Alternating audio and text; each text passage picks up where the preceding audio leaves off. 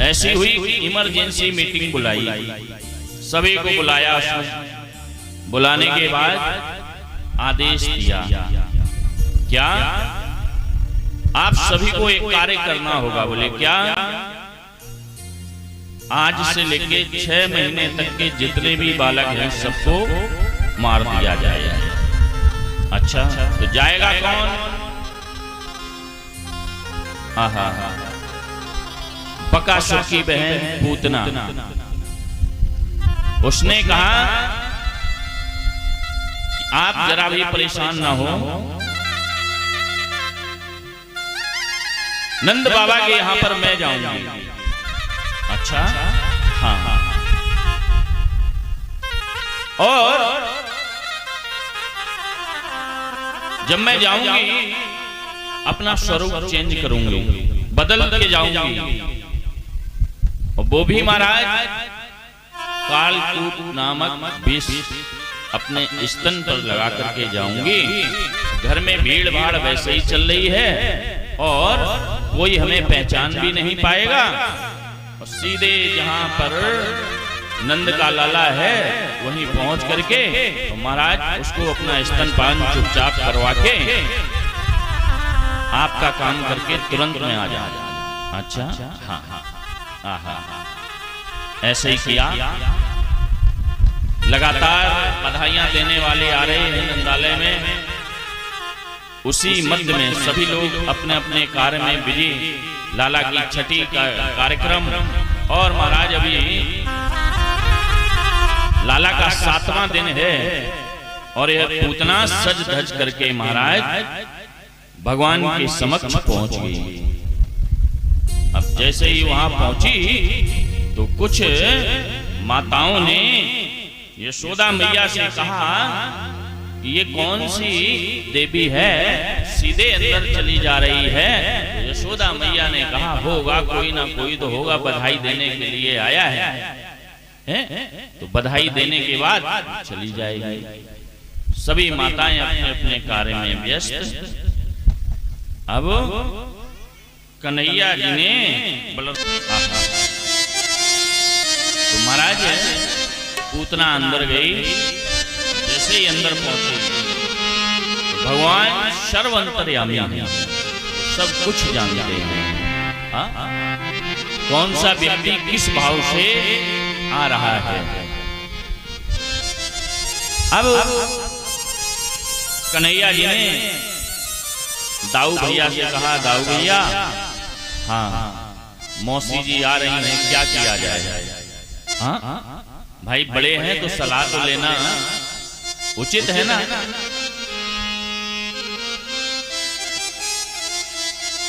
कन्हैया ने कहा मुझे ऐसा ही लग रहा है जैसा त्रेता युग में हुआ था वैसे ही द्वापर में भी करना पड़ेगा। हाँ हाँ, देखो ना श्री सुखदेव जी महाराज परीक्षित जिसे कहते हैं 24 अवतारों में भगवान के ये 2 अवतार सर्वश्रेष्ठ हैं। एक राम अवतार और दूसरा कृष्ण अवतार, सर्वश्रेष्ठ अवतार हैं। और इन श्रेष्ठ अवतारों में भगवान ने जब राम जी बने तो महाराज ताड़का पहले आई, अब कृष्ण बने तो पूतना पहले आई।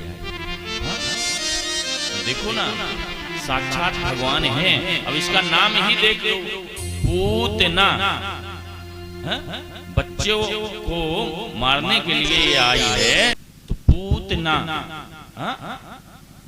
इसके है ही नहीं कुछ, तो ये क्या जाने बच्चों के बारे में कि भाई बच्चों का लालन पालन प्रेम कैसे दिया जाता है, लाड़ दुलार कैसे किया जाता है। हाँ तो महाराज आ गई, और जब आ गई तो अब भगवान ने अपने नेत्रों को बंद कर लिया। और जब नेत्रों को बंद कर लिया तो इसने स्तनपान कराना चाहा। भगवान ने स्तनपान किया, लेकिन नेत्र बंद करके भगवान ने भोले बाबा को याद किया और कहा, बाबा जैसे आपने हलाहल विष पिया था समुद्र मंथन में, उसी प्रकार से आप आ जाओ। तो मैं विष तो पीऊंगा नहीं, मैं दूध पीने वाला हूँ, माखन खाने वाला हूँ, इसलिए ये हमें स्वीकार नहीं होगा, इसलिए बाबा आप आ जाओ।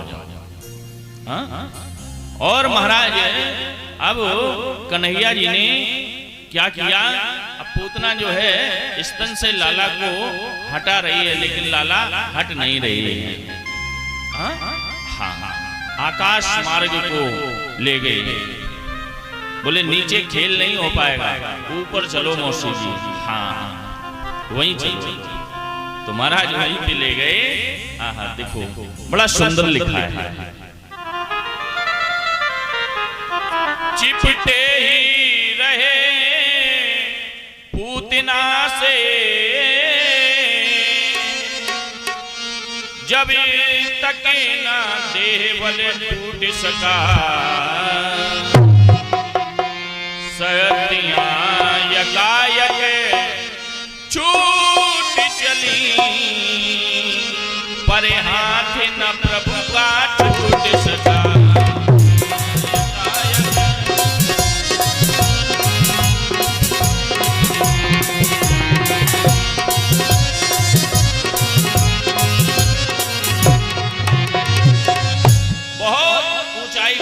भगवान और ऊंचाई पर ले जाने के बाद में अब पूतना वही कहती है, क्या ए लाला छोड़, लाला छोड़, लाला छोड़। नन्हे से कन्हैया ने कहा, मौसी जी पहली बात तो ये है, क्या हम किसी को साधारण पकड़ते नहीं। दूसरी बात ये है, जिसे एक बार पकड़ लेता हूँ उसे जीवन में फिर छोड़ता नहीं, फिर नहीं छोड़ता हूं। तो हालत क्या हुई पूतना की कि दिले सिकुड़ चला, फेफड़ा फटा, मैदे का थाला फूट पड़ा, घूंट के साथ ही धड़ टूट गया, अरु प्राण पखेरु टूट गया।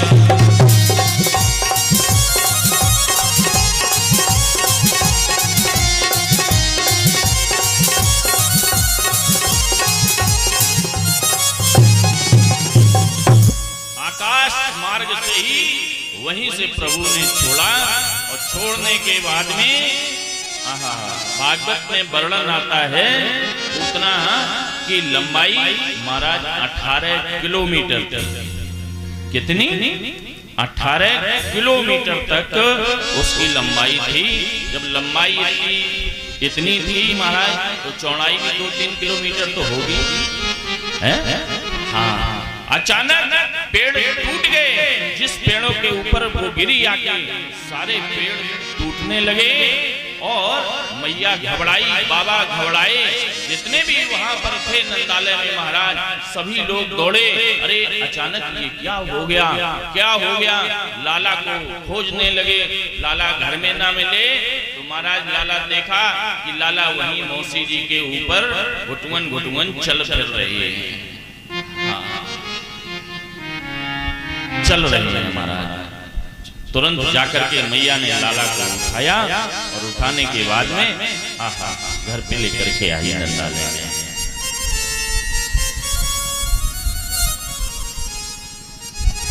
श्री परीक्षित जी ने सुखदेव जी से पूछा, गुरुवर ये बताइए, जब पूतना वहां पर पहुंची तो पहुंचते ही भगवान ने अपने नेत्र को बंद क्यों कर लिया? अपने नेत्र भगवान ने क्यों बंद कर लिए? कारण क्या है?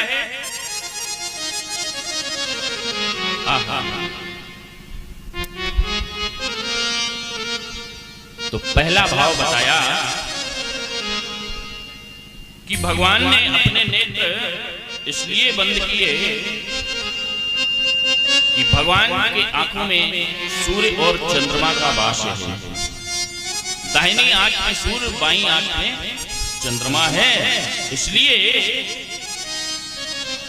सूर्य और चंद्रमा दोनों ने पूतना को देखा। देखने के बाद मन में सोचा, राम राम, ये कैसी कैसी राक्षसी है, और मेरे गोविंद यहाँ पर जो है दूध, घी, मक्खन इत्यादि खाने के लिए आई थी, अभी उसका तो भोग लग नहीं पाया, और ये पहले विष पिलाने के लिए आ गई।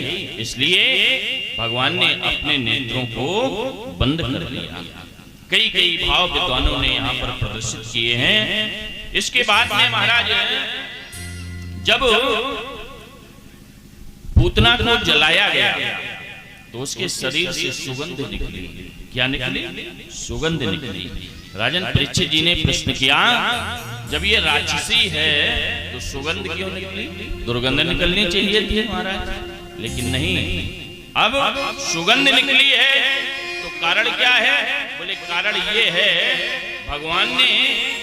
भगवान से जो व्यक्ति जिस भाव के साथ में मिलने के लिए जाता है, या जो व्यक्ति जो भी इच्छा रखता है, चाहे वो मित्रवत हो चाहे शत्रुवत हो, भगवान उसे उसी रूप में प्राप्त हो जाते हैं।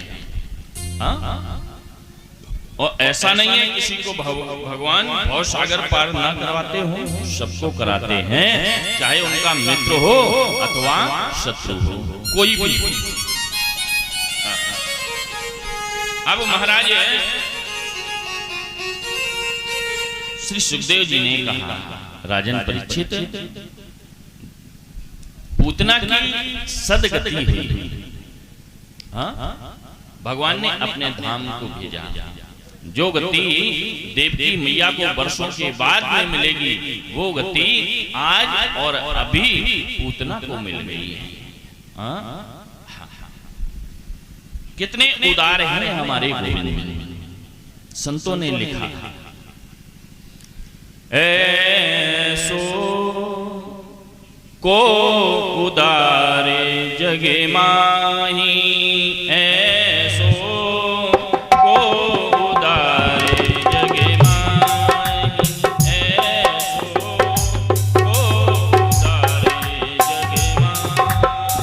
ऐसो को उदारे जगे माही, ऐसो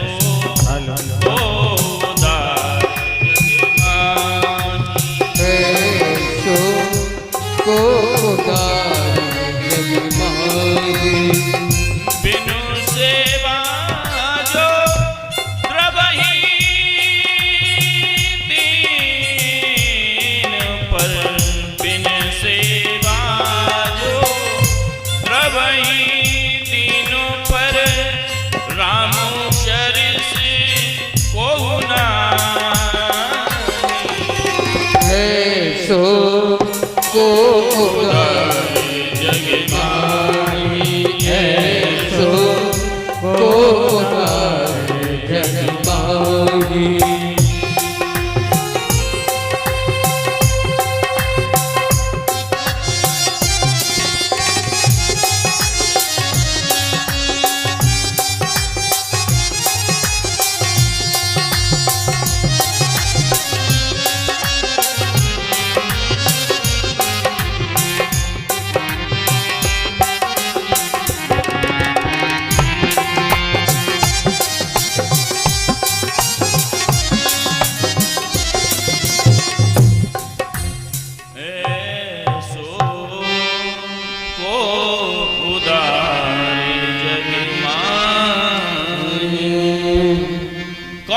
दयालु हो सकता है संसार में, जो भगवान को विष पिलाने के लिए गई पूतना, और उसका भी हमारे भगवान ने, हमारे गोविंद ने उद्धार किया। धीरे धीरे महाराज समय बीता और कंस अब नंद बाबा के यहाँ पर किसी ना किसी को भेजता रहता है। 6 महीने बीते महाराज। इसके बाद में गोविंद को मारने के लिए एक दूसरा राक्षस भेजा। शक्तासुर, हमारे गोविंद ने उसका भी उद्धार किया। बोलो गोविंद भगवान की जय। अब बाबा को पता चला, जिसे भोले बाबा को पता चला